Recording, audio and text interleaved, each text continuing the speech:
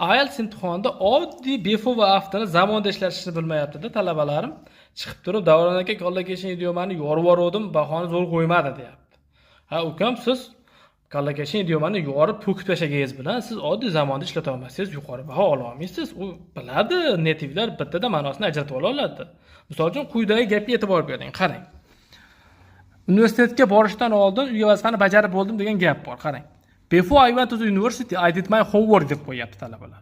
Mana to'g'ri variant. Before I went to the university, I had done my homework bo'ladi. Ya'ni uyga vazifani siz universitetga borishdan oldin qilgansiz. Bu ish harakat bundan oldin bajarilgan. Past perfectni nimaga chiqargan inglizlar? Uni ishlatish kerak edi. Past simpledan oldin sodir bo'ladi voqea. Yoki bo'lmasam, after I did my homework, I went to the university. Uyga vazifani bajarib bo'lganimdan so'ng universitetga bordim. Ya'ni mana to'g'risi, after I had done my homework, I went to the university. Siz uyga vazifani bajarib bo'lganingizdan keyin sodir bo'lyapti, keyin ketyapsiz universitetga.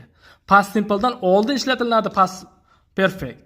O'shani ishlatish kerak edi. Uni ishlatmasangiz, ular yuqori baho qo'ymaydi zo'r kollaketion ishlatganingiz bilan. O'zbekcha fikrlab qo'yapti talabalar. Misol uchun o'zbek tilida 3 ta zamon bor xolos. O'tgan, kelasi va hozirgi. Misol uchun oddiy gap aytaman, qarang. Kecha soat 5 da futbol o'ynayotgan edim.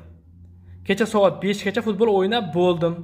Kecha men futbol o'ynadim degan 3 ta gapni o'zbek tilida bo'ldi, hammasi o'tgan zamonda o'raveramiz. Lekin ingliz tilida bular farqlanadi.